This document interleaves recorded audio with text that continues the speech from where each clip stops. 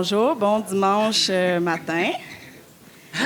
Bienvenue à cette table ronde Quel avenir pour la Palestine. Je m'appelle Sarah Charland-Fauché. Je vais animer aujourd'hui. Je suis coordinatrice du Carrefour international Bas-Laurentien pour l'engagement social, le CIBL, qui œuvre au Bas-Saint-Laurent, mais plus particulièrement entre Rimouski et Matane. On réalise cette table ronde-là. À chaque année, on a un partenariat avec le Salon du Livre dans le cadre des Journées québécoises de la solidarité internationale. C'est la 29e édition cette année. Et cette année, les groupes de solidarité internationale du Québec, on a débattu ensemble on choisit à chaque année une thématique d'éducation populaire. Et cette année, c'est la démocratie et la participation citoyenne qui nous motive, qui nous allume et qui guide la majorité de nos activités. Merci beaucoup, donc, au Salon du Livre de nous accueillir. Merci beaucoup à nos invités de se prêter à cet exercice-là de diffusion des connaissances, mais aussi de participation, parce qu'il va y avoir de la place, évidemment, pour vous, dans le public, pour poser des questions, pour réagir. C'est un sujet d'actualité très sensible. Donc, on veut laisser de la place pour vous. On est aussi en direct sur Facebook Live via notre page. Donc, je salue les gens qui sont là en ligne. Comme on est Bas-Laurentien, on tenait à pouvoir donner la visibilité à cet événement-là, même aux gens qui ne peuvent pas se déplacer aujourd'hui. Le CIBL, en fait, c'est un organisme qui vise à transmettre des connaissances, de l'information qui nous permettent d'agir et qui nous permettent de trouver des zones de pouvoir aussi. Donc, pas seulement d'être informé puis d'accumuler une masse de connaissances, mais qu'est-ce que je fais ensuite avec ces connaissances-là, ces savoirs-là? Comment je ne me laisse pas envahir par le cynisme et l'impuissance? Et comment je peux réussir à agir à l'échelle qui est la mienne, avec les talents qui sont les miens?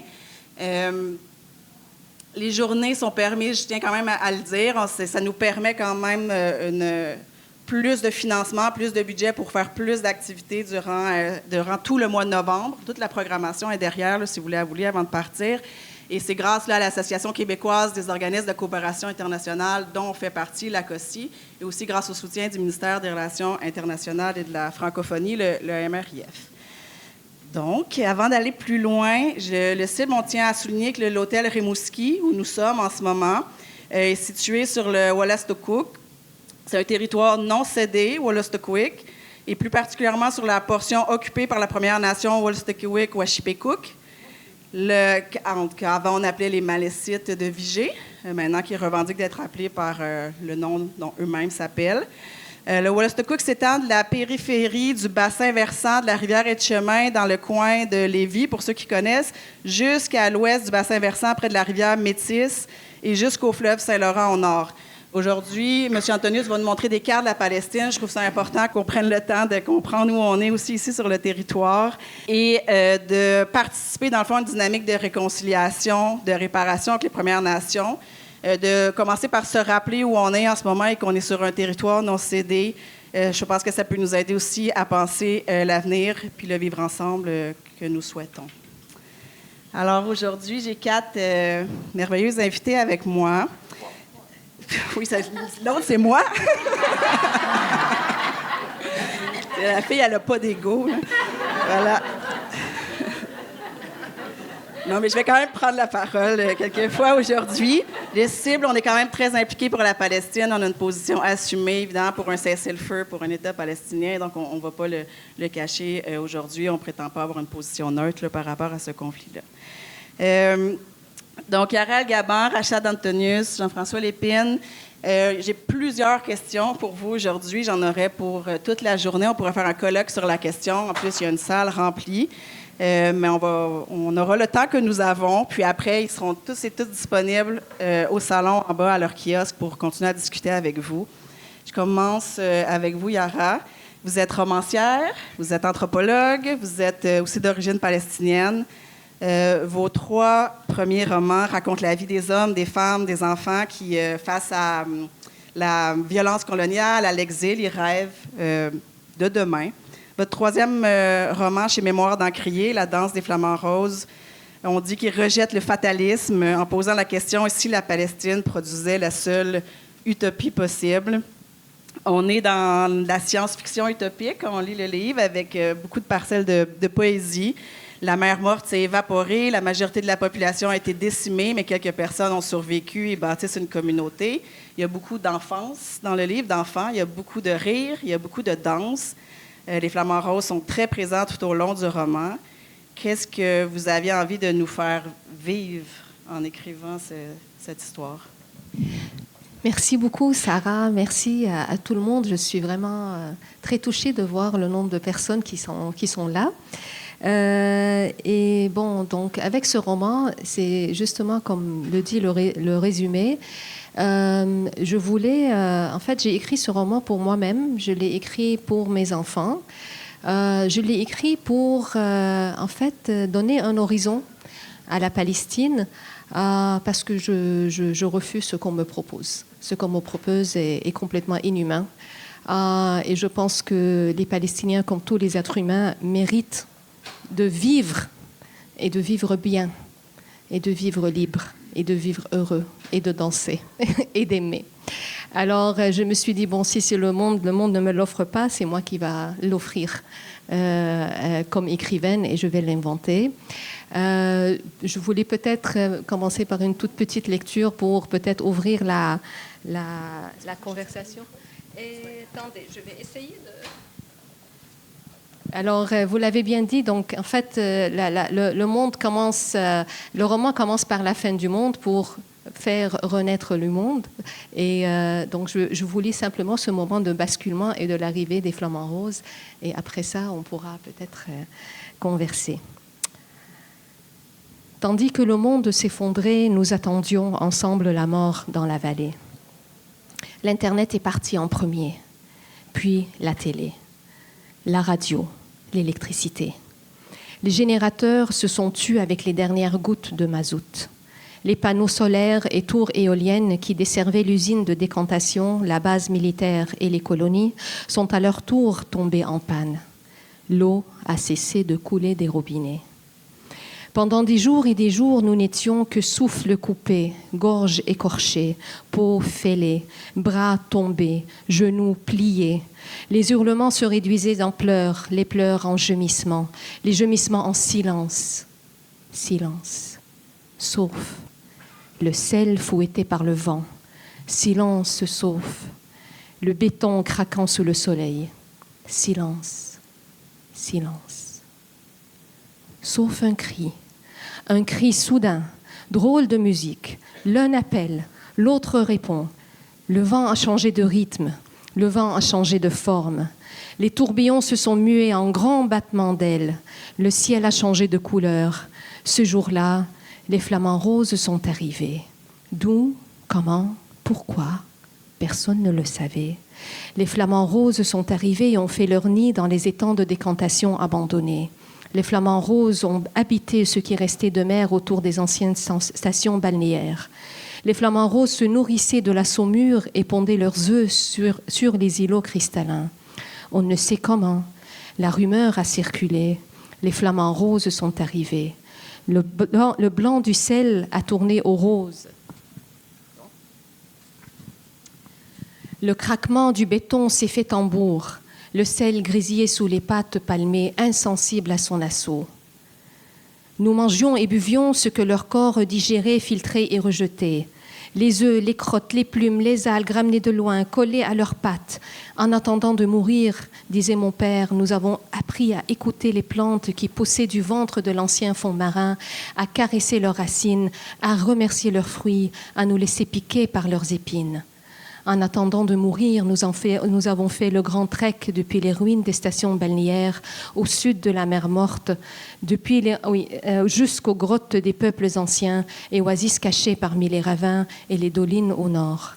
Nous l'avons attendu, mais le fléau n'est plus revenu. Nous l'avons attendu, mais le monde dehors n'a jamais fait signe. Étions-nous guéris? Étions-nous émeints? Nous ne le savions pas. Nous savions seulement que nous étions vivants, une cinquantaine dans la vallée, oubliés. Alors on a oublié le monde à notre tour, ses guerres, ses haines, ses peurs, sa laideur. On a oublié le monde, ses cartes, ses routes, ses frontières. On a substitué la vie à la mort, l'amour à la haine. Les éléments, les choses se sont donné la main, le vent à la terre, l'écho aux mots, la danse à la langue.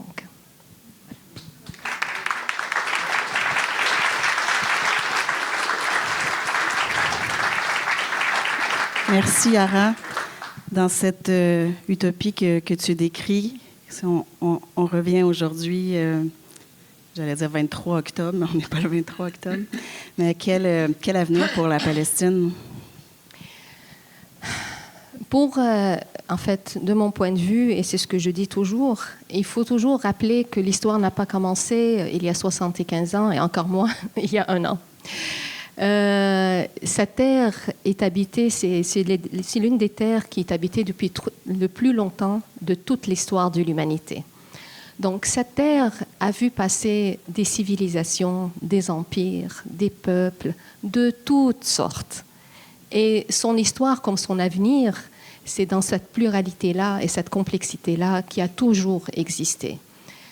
En fait, pour séparer les peuples en Palestine, il faut exercer une très, très grande quantité de violence. Et on le voit aujourd'hui. Parce que ce n'est pas le caractère de cette terre. Donc l'avenir de cette terre, c'est d'enlever les murs.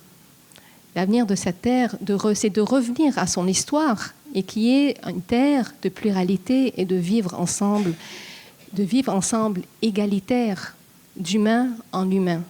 C'est la seule solution. On vit déjà ensemble, en fait. En fait, la seule différence, c'est qu'on n'est pas égalitaire. Il y en a qui sont plus humains que des autres. Il y en a qui ont droit à la vie et d'autres non. Il y en a qui ont droit à la liberté et d'autres non. Donc, nous sommes ensemble. Ça ne va jamais changer. Même si on tue, et puis on tue, et puis on tue, ça ne va jamais changer. On a été, en fait, 80% de la population de la Palestine a été forcément déracinée. Leur village rasé en 1948. Et aujourd'hui, sur le territoire historique, Rachad est beaucoup mieux que moi sur les cartes, sur le territoire historique, en fait, on est 50-50. Donc même après un premier essai de nettoyage ethnique, on est toujours là et ça ne va jamais changer. Donc voilà la solution, c'est de revenir à l'histoire de cette terre et de vivre ensemble de manière égalitaire. Voilà. Merci beaucoup. On va y revenir à cette question tout au long de la table ronde. Justement, pour la connaître, cette histoire-là, Rachad Antonius est avec nous. Vous êtes professeur retraité du département de sociologie de l'UQAM. Vous êtes auteur de plusieurs livres, dont Islam et islamisme en Occident. Et votre plus récente publication est juste ici devant, donc La conquête de la Palestine, de Balfour à Gaza, une guerre de 100 ans, qui est publié chez Éco-Société. C'est un ouvrage qui permet vraiment de jeter un regard différent de celui véhiculé par les grands médias et les élites politiques occidentales. Ce livre, il permet de mieux connaître, mieux comprendre qu'est-ce qui se passe depuis le début du 20e siècle, puis de donner du sens, je dirais, à qu'est-ce qu'on voit à la télévision en ce moment, à comprendre la stratégie d'Israël, à comprendre la résistance du peuple palestinien. Vous dites que la prise en compte du contexte historique est plus que nécessaire pour s'expliquer le présent. Je vous ai donné un petit devoir, pas si facile, parce que votre livre est déjà... Le livre, c'est pas très long. On parle d'à peu près 150 pages, donc résumer un siècle en 150 pages. Et là, je lui ai demandé d'essayer de le résumer en 2 pages. Si on avait à... Parce qu'on sait, on se préoccupe beaucoup de c'est quoi les connaissances de base. Qu'est-ce qu'on a besoin de savoir pour réussir à vivre dans un monde plus égalitaire, plus juste. Donc, je disais, si on avait 2 pages à faire pour un livre de secondaire, c'est quoi les connaissances de base que les gens dans la salle ici, on devrait savoir sur l'histoire palestinienne ou sur l'histoire de ce territoire-là pour pouvoir œuvrer pour la paix puis pour plus de justice. Donc, je vous laisse faire l'exercice avec nous. Merci. Rassurez-vous, je ne vais pas vous faire une présentation PowerPoint. Je vais juste montrer quelques cartes. C'est juste les cartes que je vais prendre d'ici parce qu'elles permettent de comprendre beaucoup de choses. Avant de parler des cartes, je veux expliquer mon rapport à cette question-là. Ça fait 45 ans que je travaille sur la question, mais c'est en décembre dernier, vers la mi-décembre, que j'ai décidé d'écrire ce livre, de ramasser tout ce que je savais et de le consigner dans un livre. Pourquoi? Parce que j'en pouvais plus d'entendre tous les rapports dans les médias, commencer par depuis l'attaque terroriste du 7 octobre par le Hamas, groupe terroriste, machin. Bon, je me dis, mais l'histoire n'a pas commencé le 7 octobre. Qu'est-ce qui s'est passé avant? Et ce que j'ai essayé de montrer, c'est que le 7 octobre n'est pas le point de départ, c'est un point d'arrivée, c'est la conséquence de la violence. Ce n'est pas le point de départ ni la raison de la violence actuelle. Et ça, j'ai essayé de le démontrer en retournant l'histoire et en remontant il y a 100 ans. Et avant d'aller en détail, j'essayais aussi de me demander, mais comment se fait-il que nos gouvernements, nos hommes et nos femmes politiques, qui parlent de droits humains, qui parlent de droit international, ont une telle attitude de mépris envers la vie humaine quand il s'agit de Palestiniens, et comment la déformation a lieu. Regardez juste il y a 2 jours, les événements d'Amsterdam. Tous les politiciens européens ont dit « Ah, c'est de l'antisémitisme ». Et personne n'a dit, Radio-Canada l'a souligné finalement le lendemain en disant « Hey, ça n'a pas commencé avec l'attaque contre les partisans israéliens. C'est le contraire. C'est la veille, c'est les Israéliens qui étaient là, qui ont commencé à faire des attaques violentes contre les chauffeurs de taxi qui avaient l'air marocains, qui ont arraché des diapos. C'est des hooligans. Ils ont démontré une violence très grande. Et c'est en réponse à cette violence qu'ils ont été attaqués. Et donc, l'idée que c'est de l'antisémitisme est une invention pure. Ça n'a aucun sens. Aucun sens. Pourtant, c'est ça que nos gouvernements disent. Et c'est ça que les gouvernements européens disent. C'est ça que... Bon. Alors, qu'est-ce qui rend ça possible? 2 choses. Une déshumanisation des Palestiniens et une désinformation systématique qui oublie les fondements de la chose. Le nombre, j'ai écrit combien de fois pas beaucoup de fois quand même, 2-3 fois au devoir, en leur disant, en contestant chaque fois, ils mettaient leur titre général, c'est « Guerre Israël-Hamas ». Je disais, ça va vous prendre combien de milliers de morts civiles pour comprendre que ce n'est pas une guerre contre le Hamas, mais bien une guerre contre les Palestiniens? J'ai jamais eu de réponse à ça. Bon, alors, c'est ça que je veux montrer. qu'en fait, on ne comprend ce qui se passe à Gaza qu'en le mettant dans le contexte d'une guerre de 100 ans visant à chasser les Palestiniens pour faire un État pour les Juifs européens d'abord, pour les Juifs du monde entier par la suite. C'est ça l'écart. Et Gaza, et je ne suis pas le seul à penser ça, un universitaire comme John Mersheimer, qui est professeur à l'université de Chicago, qui est un pilier de la science politique aux États-Unis, fait exactement la même analyse. Il a analysé toutes les explications possibles de qu'est-ce qui se passe à Gaza et il arrive à la conclusion, la seule explication possible qui tienne la route, c'est qu'Israël veut vider le territoire pour le prendre. Point. Alors c'est ça que je vais essayer de montrer avec quelques cartes. C'est des provinces qui appartenaient à l'Empire ottoman. Il n'y avait pas d'État qui s'appelait la Palestine, il n'y avait pas non plus d'Israël, mais il n'y avait pas non plus ni de Syrie, ni de Liban, ni d'Irak, ni de Jordanie. Parce que toutes ces régions étaient des provinces de l'Empire ottoman au lendemain de la Première Guerre mondiale. Et la Palestine était à 100% arabe politiquement, avec un 6 à 7% de juifs, dont une partie était des juifs arabes de Palestine et une autre était des juifs européens, là pour des raisons religieuses. Il n'y avait pas de projet à ce moment-là d'expulser les Palestiniens. Et les juifs arabes, il n'y en avait pas seulement en Palestine, il y en avait au Liban, en Syrie, en Irak, en Égypte. C'était des juifs arabophones. Certains étaient descendants des juifs séfarades qui avaient quitté l'Espagne, d'autres étaient autochtones, mais voilà, c'était une terre arabe.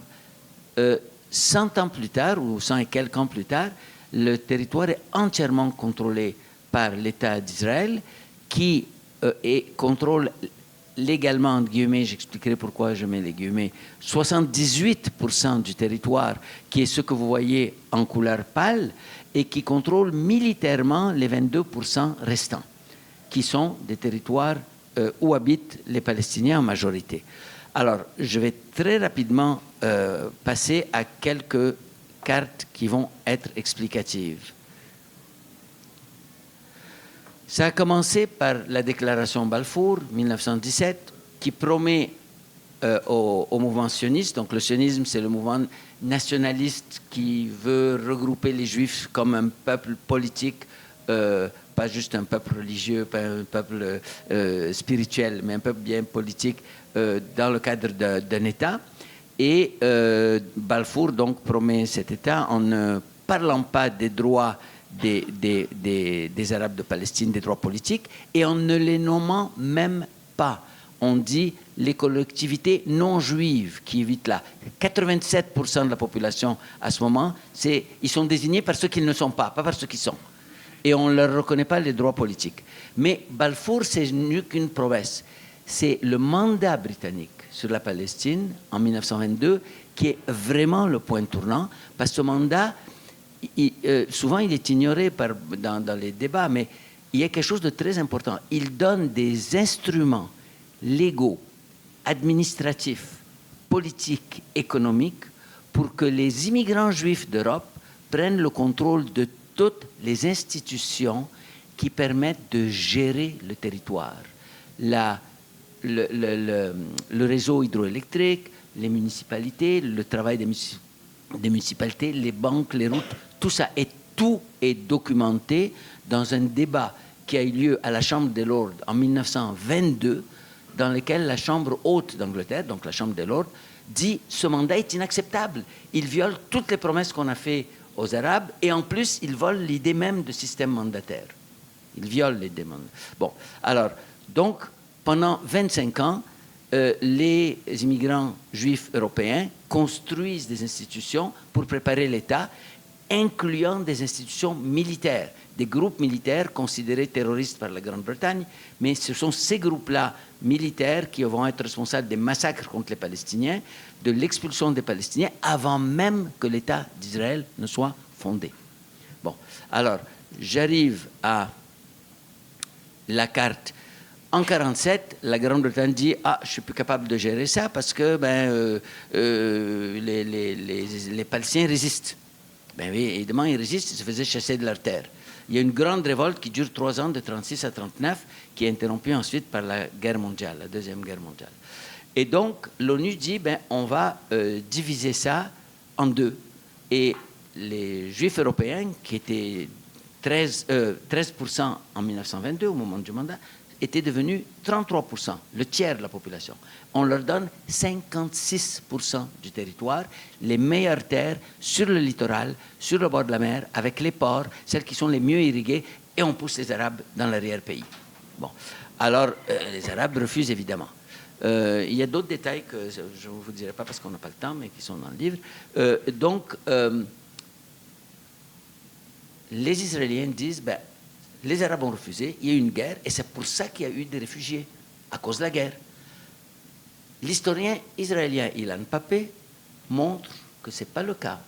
Les massacres ont commencé avant la guerre, avant l'établissement de l'État d'Israël, en février 1948, et entre février 1948 et avril 1948, quand l'État d'Israël a été proclamé, il y avait eu déjà 250 000 Palestiniens chassés de leur maison. Ils se sont réfugiés dans les capitales avoisinantes, et c'est à cause de la pression qu'ils ont faite sur les capitales avoisinantes, sur les pays arabes, que les pays arabes ont dit non, ça ne marche pas, on va protester contre ça, et qu'il y a eu une guerre. Au courant de la guerre, un autre 500 000 Palestiniens ont été chassés, pour un total de 750 à 850 000 à peu près. Pourquoi les chiffres ne sont pas précis? Parce que Statistique Canada n'était pas établie en Palestine à ce moment-là, donc on n'a pas de chiffres extrêmement précis. Bon, comme je vous dis, les écrivains juifs israéliens, comme ce journaliste John Kimche, documentent les massacres tout à fait non justifiés d'aucune façon contre des Arabes palestiniens pour les chasser de chez eux avant la guerre, avant la proclamation de l'État d'Israël. À cause de la guerre, Israël gagne, pour des raisons sur lesquelles je ne vais pas rentrer maintenant, et finit par occuper 78% du territoire de la Palestine. L'ONU avait donné 56%. L'ONU, c'est la carte à gauche. Mais eux, ils occupent 78%. À toute fin pratique, ce 78%, la ligne de 49, est devenu les frontières acceptées d'Israël par tout le monde, y compris par l'autorité palestinienne et par les pays arabes. À toute fin pratique, c'est ça. Bon. Alors, l'enjeu maintenant, Je veux pas faire une conférence complète, je veux juste arriver aux conclusions. L'enjeu, c'est ces 22% qu'Israël n'a pas occupés, qui consistent en Cisjordanie et Gaza, et dans laquelle se sont réfugiés tous les gens qui ont été chassés de chez eux. Les gens qui habitent Gaza aujourd'hui sont les réfugiés de 48 et leurs descendants. Bon. Donc, c'est là qu'on se trouve, avec comme enjeu Israël qui occupe toute la partie pâle, les Palestiniens concentrés en Cisjordanie à droite et à Gaza à gauche, et la situation est intenable, c'est tendu jusqu'en 1967. Nouvelle guerre, les Israéliens occupent tout, y compris ces deux parties-là. Et là, il y a une distinction très importante que je veux faire entre 49 et... J'en ai pour 3 minutes encore, c'est correct? 2-3 minutes encore, ça va? Je m'approche tranquille. D'accord. Non, mais parce que c'est important les cartes, parce que quand on voit les cartes, mais non, pas du tout. C'est les cartes qui permettent de comprendre les enjeux. Donc, aujourd'hui, l'enjeu principal, c'est ces territoires-là qui forment 22%. Les Palestiniens ont réduit leurs attentes, les autorités palestiniennes. Et on va parler brièvement ensuite de la solution que Yara a mentionnée et à laquelle je souscris entièrement. Mais on va y arriver. Mais donc, les Palestiniens disent, écoutez, vous avez gagné les 78%, vous avez gagné la guerre, on n'a pas été capable de résister, on reconnaît notre défaite. Gardez les 78%. Mais laissez-nous un État sur les 22% qui restent. Juste les 22%. Et depuis 1967, Israël ne veut pas. Bon. En 1993, il y a eu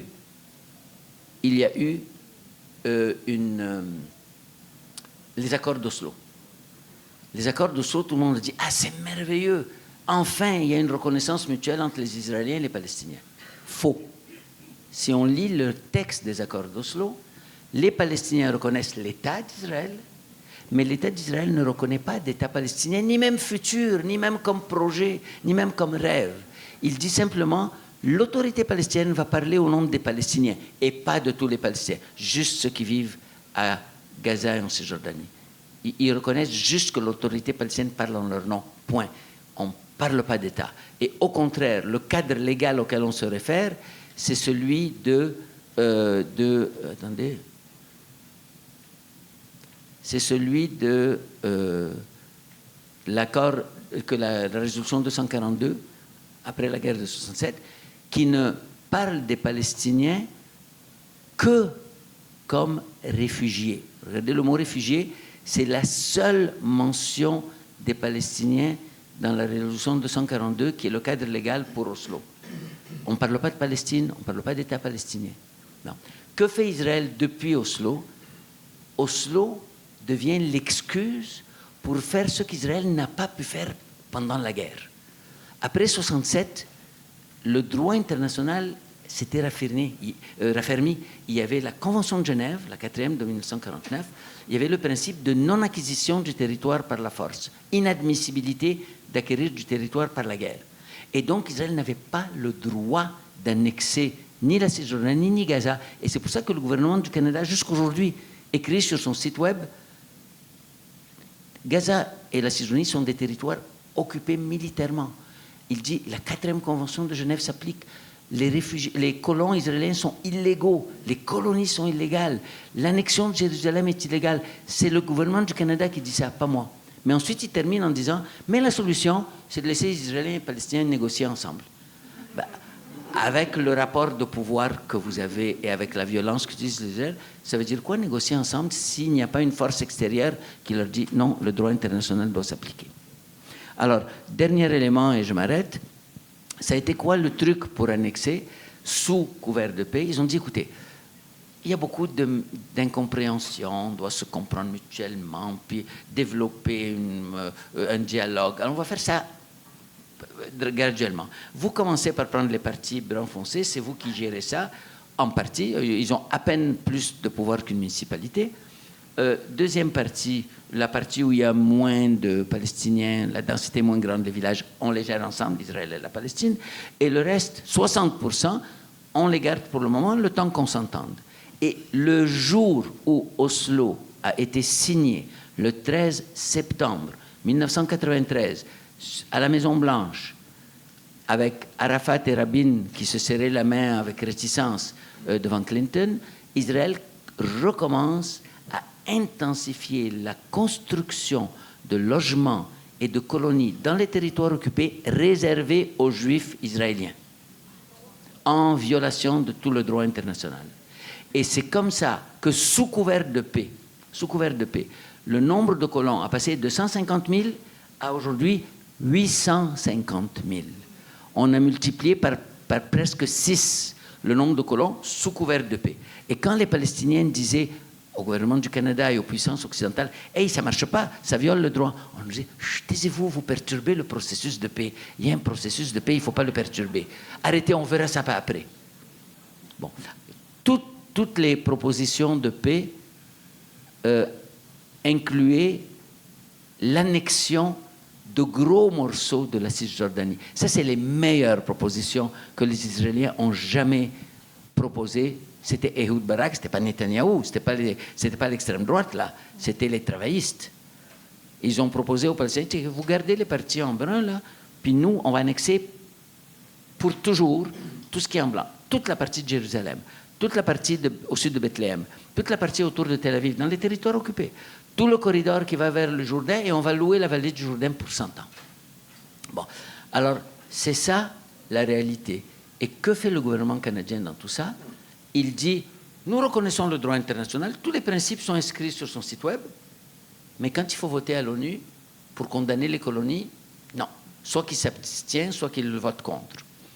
Et qu'est-ce qu'il fait encore? Il y a 5 ou 6 accords de coopération intensifs avec Israël sur la sécurité, le commerce, l'amitié, le machin. Et donc, il y a un engagement total envers le gouvernement israélien. Et donc, ça explique en partie l'appui au génocide en cours. Et il y a des gens qui disent, attendez, c'est peut-être pas un génocide, c'est des massacres. Oui. Allez lire ce que les historiens israéliens spécialistes du génocide disent. Je vais juste vous mentionner, je vais terminer avec ça, Omer Bartov, historien israélien, qui a servi dans l'armée israélienne, qui a été soldat, qui a risqué sa vie pour défendre Israël, qui enseigne aux États-Unis, qui est un spécialiste de l'histoire des génocides à travers le monde, qui écrit le 13 août dans le Guardian. Il dit, avant j'hésitais si c'était un génocide ou pas, maintenant je suis absolument convaincu, c'est un génocide. Et je sais de quoi je parle, je suis un historien des génocides. Et ça, c'est un Israélien qui le dit. Et il y a 2 jours, il a fait un autre article où il va encore beaucoup plus loin dans sa condamnation de ce qui se passe. Alors, c'est ça le contexte que je voulais juste ramener pour permettre la discussion. Je ne vais pas discuter la deuxième partie du livre où je dis c'est quoi les conséquences de tout ça. Je voulais juste nous mettre à tous face à cette réalité historique pour comprendre que l'enjeu, depuis 100 ans, c'est la prise de contrôle du territoire et l'expulsion des Palestiniens. C'est ça qui explique pourquoi Israël continue à rendre la vie des gens de Gaza impossible, pour qu'ils aient le choix entre partir ou mourir. C'est ça le seul choix qu'on leur donne, partir ou mourir, et la même chose au sud du Liban, parce qu'ils veulent une zone de sécurité. Je vous remercie. Merci.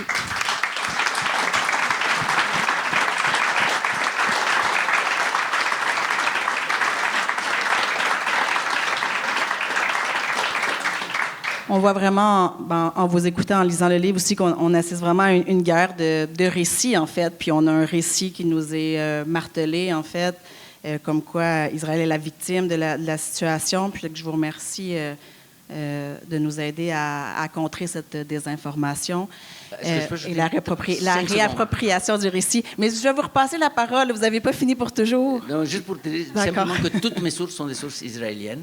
Pas parce que les sources israéliennes ne sont pas bonnes. Parce que je voulais juste montrer que même si on se limite à des sources israéliennes, on est capable de développer ce récit. Merci. Donc, M. Lépine, je pense que la majorité des gens ici vous connaissent, mais vous avez œuvré une grande partie de votre vie comme grand reporter à Radio-Canada, puis vous êtes devenu ensuite diplomate. Jusqu'à dernièrement, en fait, vous œuvriez à la direction, à la représentation entre le gouvernement à Québec et la Chine. Votre dernier livre, Les angoisses de ma prof de chinois, où s'en va la Chine, Donc, on n'en parlera pas aujourd'hui, mais je voulais quand même le dire parce que c'est une des raisons pourquoi vous êtes au Salon du Livre aujourd'hui. Tous vos reportages ont sûrement permis à beaucoup d'entre nous de se sensibiliser, de se conscientiser sur les enjeux internationaux. Je vous remercie d'ailleurs pour ça. Ma première question que j'avais envie de vous demander, ça bouge à tous les jours en ce moment. Il y a encore des bombardements au Liban. Le Qatar, hier, a annoncé qu'il se retirait comme médiateur. Encore des morts à Gaza, tous les jours. J'aurais une quantité infinie de questions, mais la première que j'avais envie de demander, c'est qu'est-ce que veut vraiment Israël à Gaza en ce moment? Puis est-ce que vous croyez qu'avec les dernières prises de parole du gouvernement israélien, ce qu'on n'imaginait pas possible jusqu'à dernièrement, soit le fait qu'Israël veuille coloniser Gaza et coloniser le sud du Liban, est-ce que ça devient tout à coup un peu plus possible? Bon, dans cette région-là du monde, comme dans d'autres d'ailleurs, mais dans celle-là, parce qu'on en parle beaucoup ces temps-ci, je remercie beaucoup Achad de ce qu'il a fait, mais vous voyez le temps qu'il a pris, c'est complexe à expliquer. C'est comme, je me souviendrai toujours, le 7 octobre dernier, moi, j'étais revenu de Chine, je travaillais plus sur l'Asie, les médias me questionnaient beaucoup sur la Chine qui nous inquiète, etc., etc. Et tout d'un coup, à 8 heures le matin, le 7 octobre, les radios se mettent à m'appeler. Pourquoi? Simplement pour vous mettre en contexte, parce que, Sarah, tu ne l'as pas mentionné, mais moi, je dis tout le temps, presque en blague, j'ai interviewé, serré la main, rencontré tous les premiers ministres d'Israël depuis 1975, parce que j'ai toujours couvert cette région-là. J'ai fondé à Montréal un observatoire sur le Moyen-Orient et l'Afrique du Nord. Donc, c'est un peu pour ça que les journalistes m'appelaient. Mais je pense aussi qu'ils appelaient pour avoir une espèce de perspective historique sur tout ça. Et je me souviens très bien que la première entrevue que j'ai donnée, l'animateur m'a dit, c'était un samedi que ça se passait, si on s'en souvient bien. Pouvez-vous nous résumer en 1 minute l'histoire du conflit israélo-palestinien? C'est un cauchemar. D'ailleurs, quelques jours après, Céline Galipeau et moi, au nom des mêmes raisons, le passé qu'on a avec cette région-là, si vous ne le savez pas, Céline Galipeau a étudié à l'université Birzeit, qui est une université très importante près de Ramallah, qui est dans les territoires occupés, donc en Cisjordanie occupée. Et elle a une connaissance et surtout une sorte d'affection particulière pour les Palestiniens en particulier. Son père, qui était diplomate quand elle était jeune, s'occupait de l'UNRWA. C'était le représentant canadien à l'UNRWA, mais plus que ça, le directeur au Moyen-Orient comme diplomate. Donc, elle a et donc, Guy Lepage nous invite le 11, donc c'était quelques jours après, pour parler du conflit. Et tout le monde était rivé à ce qu'on allait dire et tout ça. Puis, avant d'entrer en onde, j'avais dit à Céline, si il nous pose la question, qui répond? C'est la fameuse question, parlez-nous des origines du conflit. Et Céline a fait en 1 minute et demie, vous pouvez regarder ça aujourd'hui, là, en 1 minute et demie, je l'avais dit en onde après, c'est invraisemblable comment elle a résumé ça en 1 minute et demie. C'était fantastique, une clarté absolument extraordinaire et tout ça.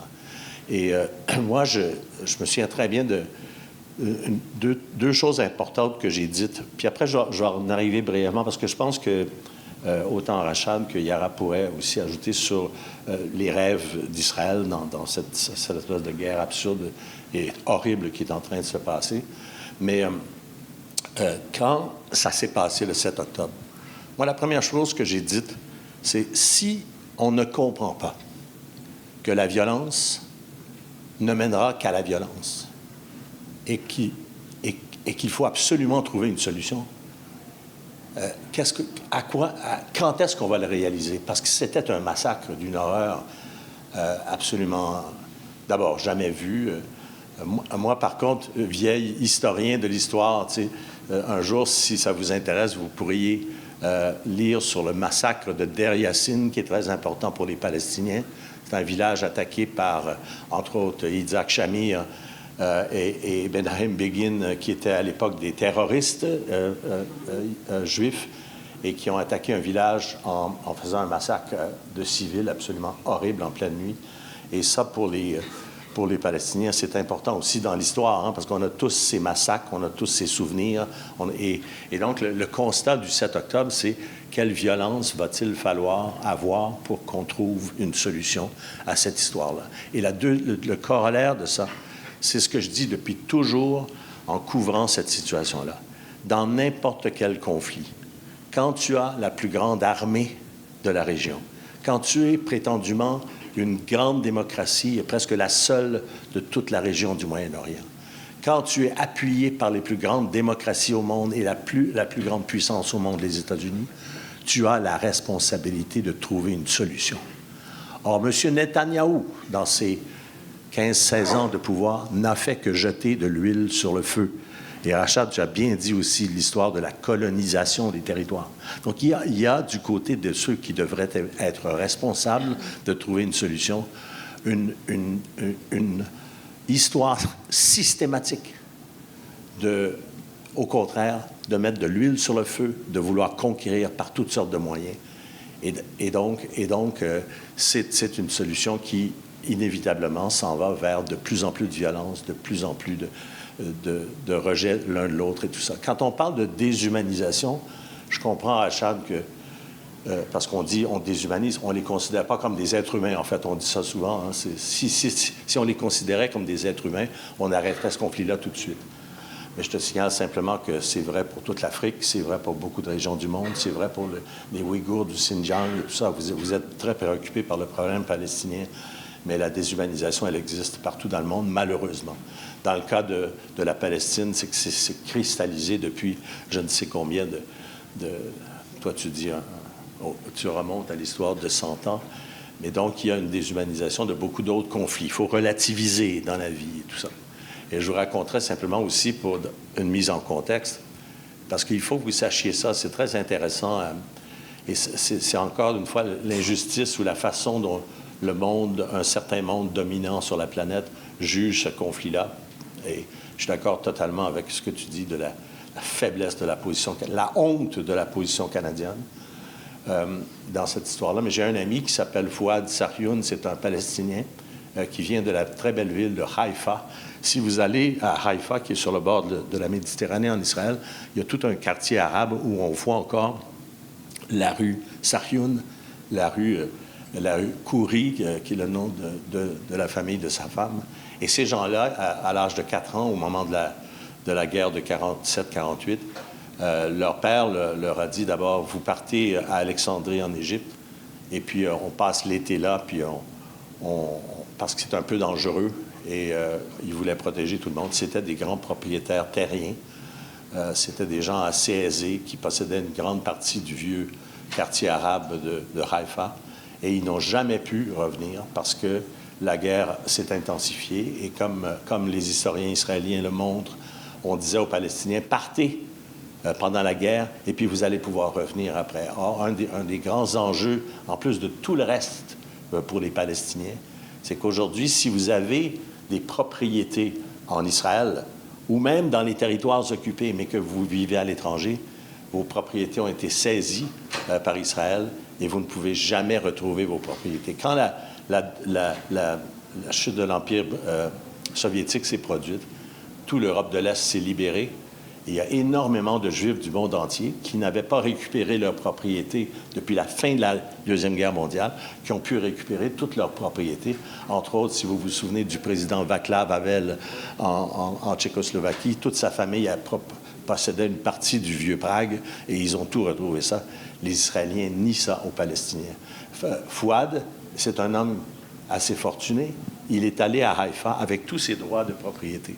Il savait qu'il ne réussirait pas, mais ils ont filmé un documentaire. Si jamais ça vous intéresse de voir ça, ça s'appelle « Le rêve de Fouad ». C'est fait en collaboration avec l'ONF. C'est visible sur le site de l'ONF. Et il s'en va. Il parle à toutes les autorités de la ville. C'est un peu cynique parce qu'il sait très bien quelle est la réponse. Mais il leur dit « J'ai mes droits de propriété. Si vous ne voulez pas me les remettre, je vais les acheter. » Il voulait acheter des maisons qui étaient libres et tout ça, mais qui sont sous l'influence, pas sous l'influence, mais sous le contrôle d'un fonds israélien qui s'appelle pas le Fonds du retour, au contraire. C'est le Fonds national juif. Et, encore une fois, juif et non pas israélien. Hein? Ça, c'est important aussi, cette distinction-là. Je le répète tout le temps dans le conflit. Ce n'est pas un conflit entre juifs et arabes, c'est un conflit entre Israël et la Palestine. C'est un conflit, c'est les Israéliens qu'on critique. Ce ne sont pas les Juifs. encore une fois. Et ça c'est très important. Et donc... Juste pour ramener à la question, mais je vais l'élargir vu que la fin approche. Est-ce que, justement, dans ce que vous voyez, puis ma question s'adresse aux 3 personnes, à vous 3, mais est-ce qu'on s'en va... On rêve, là. On rêve ou on cauchemarde, là, un des deux. Ouais. Est-ce qu'on vous pensez à une solution à un État, à 2 États, où Israël gagne ou continue et colonise Gaza, colonise le sud du Liban, garde cette terre-là? Moi, je ou pense vous avez d'autres scénarios pour l'avenir de la Palestine? Je pense que le phénomène qui est le plus grave, là, c'est la radicalisation des 2 côtés. Mais surtout, prenons celui que je considère qui est responsable de trouver une solution pacifique, parce que les Palestiniens sont tellement affaiblis, désunis aussi, la responsabilité du plus fort. Dans cette perspective-là, je pense que Israël est sous l'influence actuellement d'un courant d'extrême droite que vous ne pouvez pas, dont la violence ne peut pas même être imaginée, parce qu'elle s'exprime quotidiennement. La Knesset vient de voter une loi pour faire en sorte que les citoyens arabes d'Israël, quand ils ont un membre de leur famille qui est soupçonné même de terrorisme. Ça, vous savez qu'il y a des Arabes qui vivent, les Palestiniens en fait, qui sont ce qu'on appelle aujourd'hui les Arabes israéliens, qui vivent dans des villes comme Nazareth, par exemple, Bethléem et tout ça. Et ces gens-là, maintenant, dorénavant, on leur dit, si un membre de votre famille, parce que c'est des citoyens israéliens, avec presque tous les droits des autres citoyens israéliens, on leur dit, si quelqu'un de votre famille est pris à avoir des activités terroristes et que vous ne les avez pas dénoncées, on vous expulse à Gaza ou en Cisjordanie, vous n'avez plus le droit de revenir en Israël. Ça, c'est inouï, là. C'est une des dernières mesures, mais il y en a plein d'autres. Cette faction qui influence Netanyahou et sur laquelle Netanyahou se refuse politiquement, elle dit même qu'on on ne devrait pas permettre aux députés arabes à la Knesset, au Parlement israélien, de siéger, par exemple. Il y a toutes sortes d'histoires comme ça. Donc, je pense qu'on est dans une démarche actuellement d'extrême droite qui, effectivement, veut, et vous l'avez bien dit, reconquérir tout le territoire, et même probablement plus, parce qu'on parle du sud du Liban. Et dans tout ça, qu'est-ce qu'on voit comme avenir pour les populations palestiniennes? Personne ne veut en parler, pas même les États-Unis et le Canada. Et donc, moi, je pense que c'est complètement utopique actuellement d'essayer de dire qu'il y a une perspective de 1, 2 États ou tout ça. On est dans malheureusement, et c'est pas cynique de le dire, c'est malheureusement une situation, c'est qu'on est dans une logique de vengeance extrême de la part des Israéliens pour vraiment reconquérir la totalité du territoire et même une partie du Liban. Et ça, c'est extrêmement dangereux. Mais il n'y a pas... Yara voulait parler. Oui, j'aimerais réagir.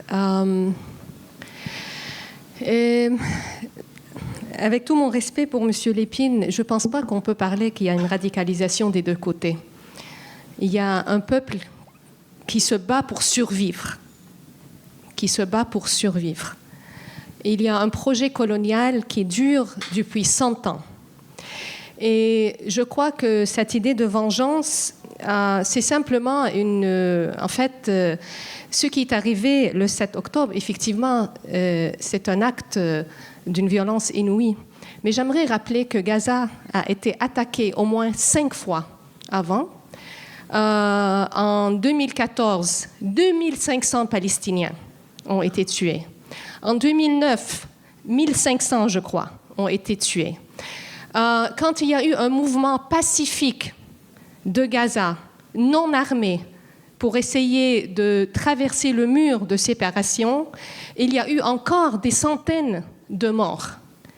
Alors, je trouve ça un petit peu difficile quand on parle qu'on n'a jamais vu ça dans l'histoire.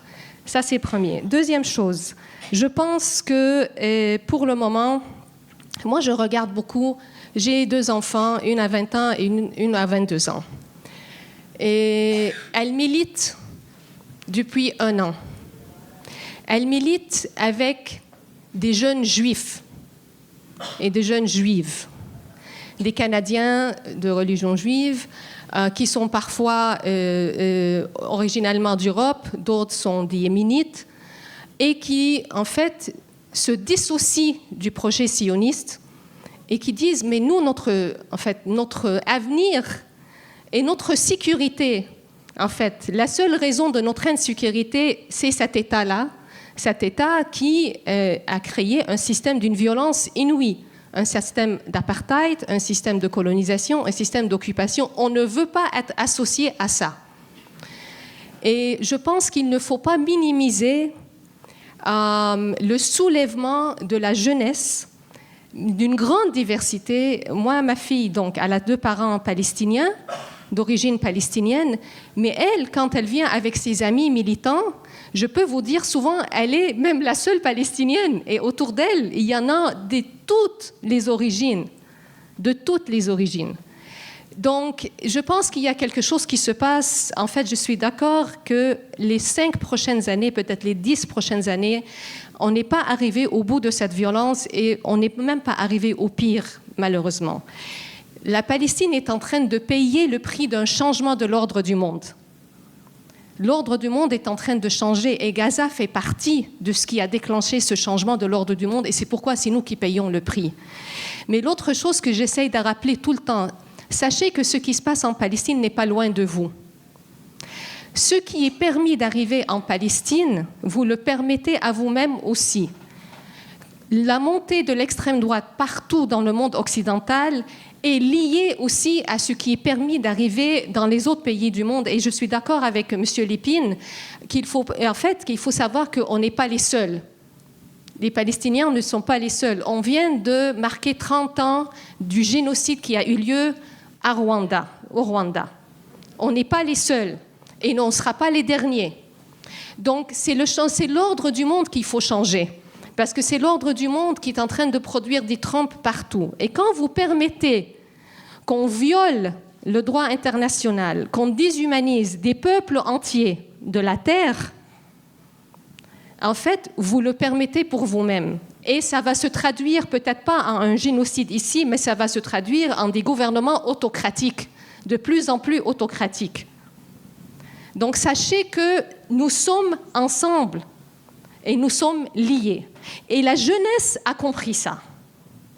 Et c'est pourquoi ils sont ensemble et ils luttent de manière intersectionnelle, pas seulement pour la Palestine, mais ce sont les mêmes qui militent pour l'environnement, ce sont les mêmes qui militent contre le capitalisme sauvage. Ce sont les mêmes. Il y a toute une génération. Moi, mon espoir, vous me posez la question de l'avenir, mon espoir est là-dedans. Et je pense qu'il faut qu'on les prenne au sérieux. Et il faut qu'on les soutienne parce que nos gouvernements, nos institutions, ils ont échoué sur tous les plans. Et quand je parle d'institutions, je parle du journalisme. Heureusement, en fait, M. Lépine et Mme Galipeau font partie d'une génération, cette nouvelle génération de journalistes, je suis désolée, il n'y a pas le courage, il n'y a pas la vérité, il n'y a pas même l'expérience du monde. Il n'y en a pas ça. On va pas avoir d'autres M. Lépine et d'autres Mme Galipeau, malheureusement. Et ça, mais vraiment. Et donc, je pense que, non, il y a 170 journalistes palestiniens qui sont assassinés. J'entends pas les journalistes du monde. Alors, je pense que, donc je parle du journalisme, je parle de nos gouvernements, je parle de nos universités, qui sont de plus en plus militarisées. Donc, c'est dans la jeunesse qu'il faut y aller et dans, en fait, le travail sur le terrain, le travail d'information que fait Rachad Antonio, ce qu'il a fait là, ici, ça vaut, mais vraiment, 1000, je ne peux pas vous dire. Non, mais vraiment, merci. Merci parce que armez-vous de faits. C'est la seule chose, et soyez des transmetteurs de faits et des transmetteurs de vérité et sachez que vous êtes concernés. Ne le faites pas pour moi, faites-le pour vous. Vous êtes concernés. Merci. Merci, Yara.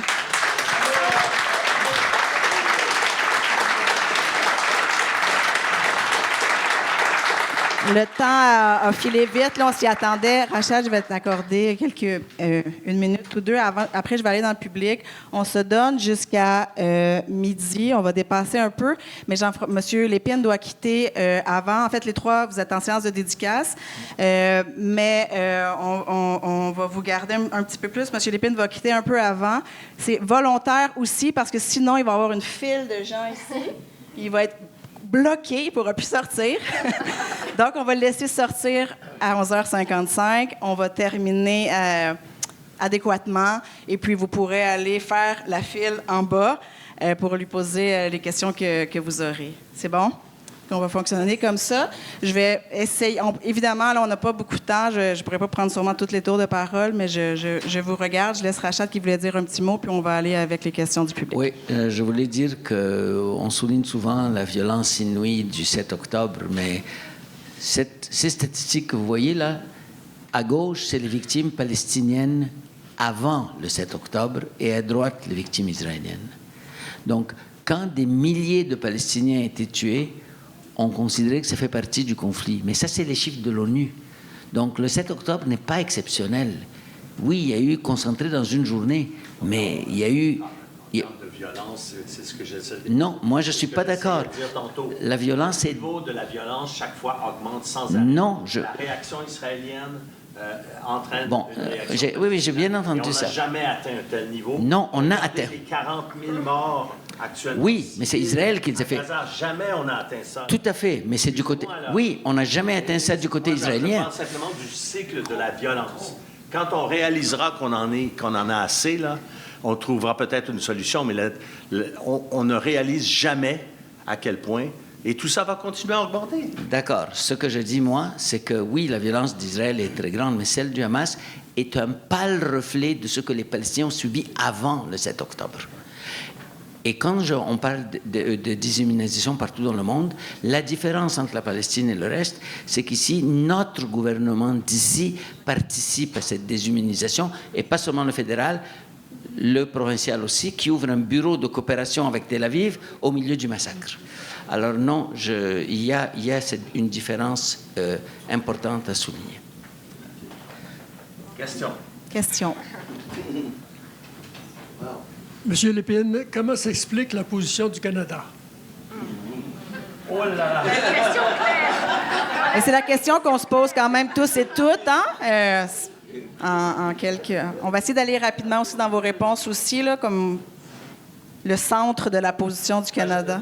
Je vais répondre rapidement, mais je voudrais que les autres commentent aussi. Oui. D'abord, le Canada, on fait partie de ces pays qui ont créé l'État d'Israël. Dès le moment où on crée l'État d'Israël de cette façon-là, en poussant des populations arabes, on fait partie de l'origine du problème.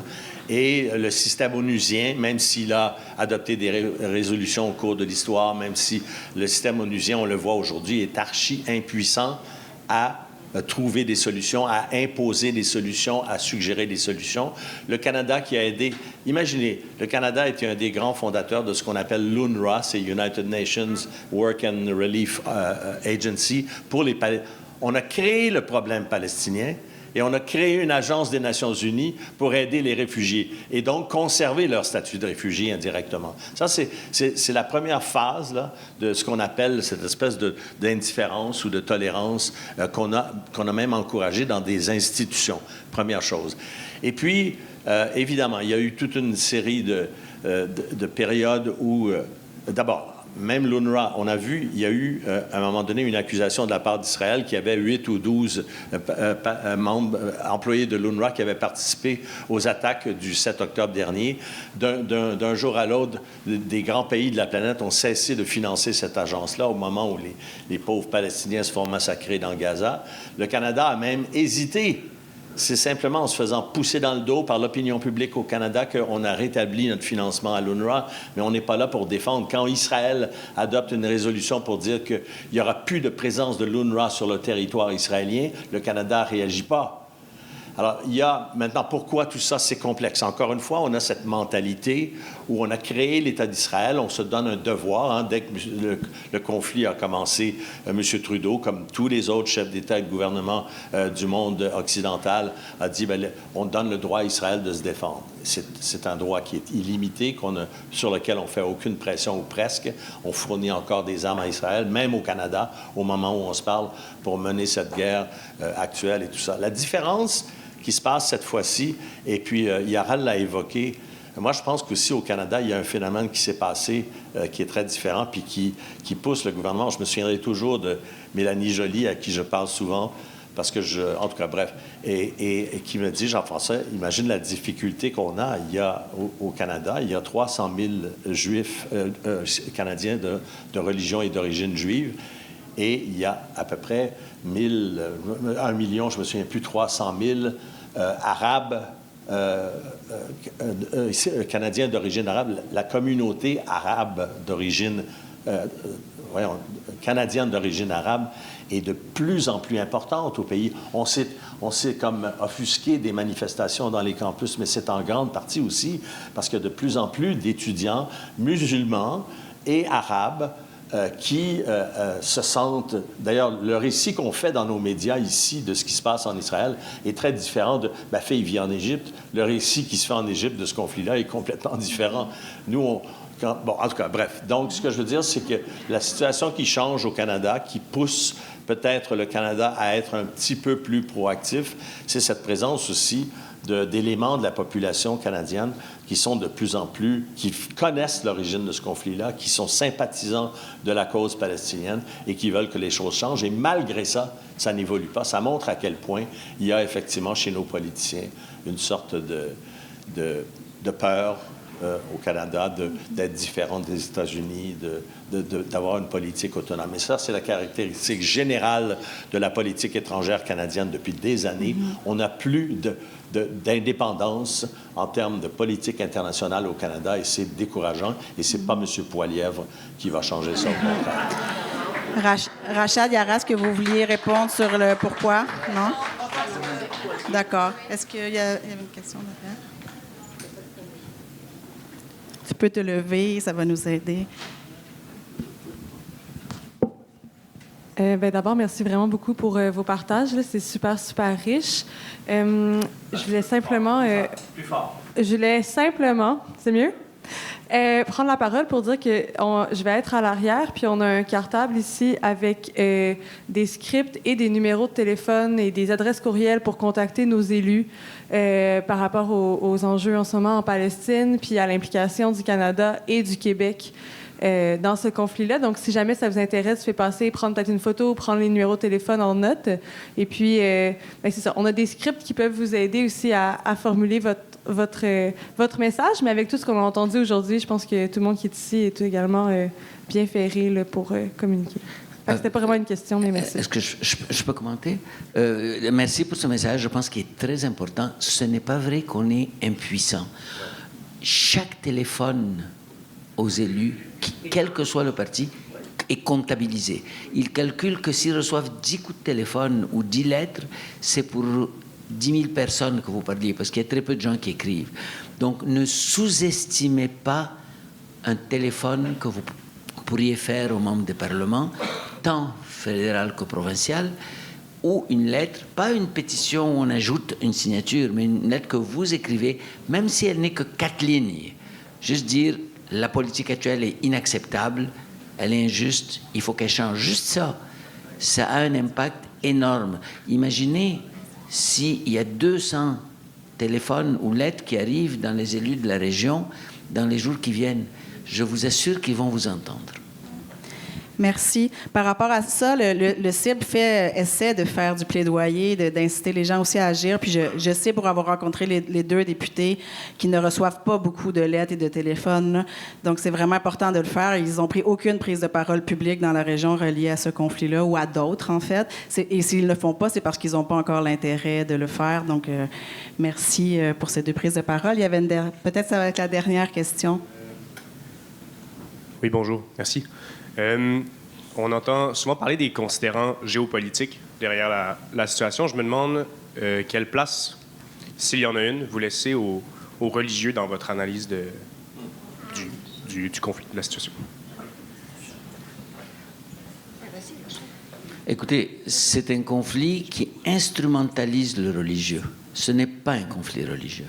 L'enjeu principal du conflit, c'est un conflit colonial de prise de possession de la terre au nom d'une religion.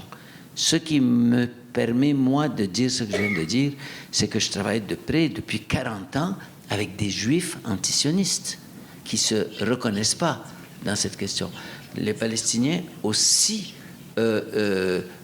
certains essayent d'instrumentaliser la religion, mais il y a beaucoup de non-musulmans, beaucoup d'athées, beaucoup qui militent pour les droits des Palestiniens. Il faut voir le conflit comme un conflit colonial et une résistance où la religion est instrumentalisée. Mais ce n'est pas un conflit religieux. J'appuie tout à fait ce que M. Lépine a dit tantôt sur cette question. Yara, est-ce que tu voulais dire quelque chose? OK. Bon, ben, je prendrai une dernière. C'est vraiment la dernière. Mais les 3 invités vont demeurer disponibles au kiosque en bas ensuite. Oui, j'aimerais savoir le rôle de l'Iran pour la cause palestinienne. Est-ce qu'elle nuit ou avantage la cause palestinienne? Grosse question. En 30 secondes. Non, mais ça me fait, en fait, ça me fait toujours un peu sourire quand les gens mentionnent l'Iran, parce que les gens ne mentionnent pas les États-Unis. C'est comme... ils disent toujours dans les journaux Iran backed Hamas, Iran backed... Ben, ils disent jamais US backed Israel. Ils disent jamais Europe backed Israel. Vous voyez? Donc, je vais laisser peut-être Rachad répondre là-dessus, mais Iran, c'est une puissance régionale et qui a ses propres intérêts dans la région comme dans toutes les autres régions. Donc, c'est l'un des joueurs dans ce conflit-là. Mais franchement, si vous voulez parler qui peut arrêter ça, c'est les États-Unis. C'est le plus grand vendeur d'armes qui peut arrêter ça. Tout à fait. C'est les États-Unis qui peuvent arrêter ça. L'Iran est secondaire. Il y a tellement de facteurs dans un conflit comme ça. Il faut revenir à l'essentiel. C'est quoi la logique de fond qui structure tout le reste? C'est le désir de prendre cette terre et d'en chasser les Palestiniens. C'est ça. Tout s'articule autour de ça. Tout le reste, c'est secondaire. Moi, je vais dire une chose à la fin, puis peut-être que Yara va être fâchée contre moi. Non, mais ce qui est important aussi, moi, j'ai couvert énormément de situations conflictuelles ici au Canada et partout ailleurs. Et on arrive souvent dans des situations où, comme au Liban pendant la guerre civile, etc., à Haïti, où on dit c'est la faute des autres et tout ça. Et moi, j'essaie toujours de ramener les choses à... Je vous ai bien décrit ce qui se passe en Israël actuellement, une radicalisation de la population, où on est en train d'oublier des valeurs fondamentales qui ont caractérisé une grande partie de la population d'Israël. Il ne faut jamais oublier qu'avant le 7 octobre, il y avait un mouvement très important pour renverser Netanyahou parce qu'il essayait de changer le système, entre autres la façon dont la Cour suprême contrôle la constitutionnalité d'une certaine façon, ou en tout cas certainement les aspects les plus importants de la démocratie israélienne. Et donc, du côté israélien, il y a cette radicalisation dont je parle. Du côté palestinien, par contre, moi, je dis tout le temps, et je sais que les Palestiniens sont tellement, d'une certaine façon, souffrent tellement que c'est très difficile, mais comment ça se fait que, par exemple, le leadership de l'autorité palestinienne est aussi peu démocratique lui-même, n'a pas eu d'élection depuis je ne sais combien de temps, a à sa tête un homme qui n'est plus là, qui n'est plus présent, Mahmoud Abbas. Pourquoi les jeunes ne prennent-ils pas le contrôle? Même chose du côté de Gaza, où le Hamas a été élu démocratiquement en 2006 ou quelque chose comme ça, et puis après a pris le contrôle et n'a plus jamais fait d'élection. Il y a une crise de leadership très importante du côté palestinien et qui contribue aussi à la faiblesse de la population palestinienne actuellement, parce que ses représentants politiques, qu'ils soient du Hamas ou de l'autorité palestinienne, ne sont pas reconnus par personne. Et donc là, il y a de ce côté-là aussi une crise extrêmement importante qui, malheureusement, n'aide pas à changer les choses. Je vais vous décevoir, je ne suis pas fâchée. Non, je suis entièrement d'accord. C'est-à-dire que, en fait, l'autorité palestinienne, pour moi, sachez qu'elle n'a aucune légitimité aux yeux de la vaste majorité des Palestiniens. Aucune légitimité. En fait, j'ai honte d'eux. Vraiment, j'ai honte d'eux. Et le Hamas, en fait, ce que je dis souvent, le Hamas est un pur produit de la situation d'occupation et de colonisation. Et j'aimerais bien qu'on vienne me reposer la question, une fois que la Palestine est libre, tu sais, si jamais on décide, là, il y aurait vraiment un questionnement à faire, effectivement. Je pense qu'il faut qu'on soit autocritique. Je pense qu'il ne faut pas suivre le chemin des autres pays décolonisés. Il faut qu'on fasse mieux. Il faut qu'on fasse mieux. Ça, je suis d'accord avec vous, Monsieur Lépine. Merci.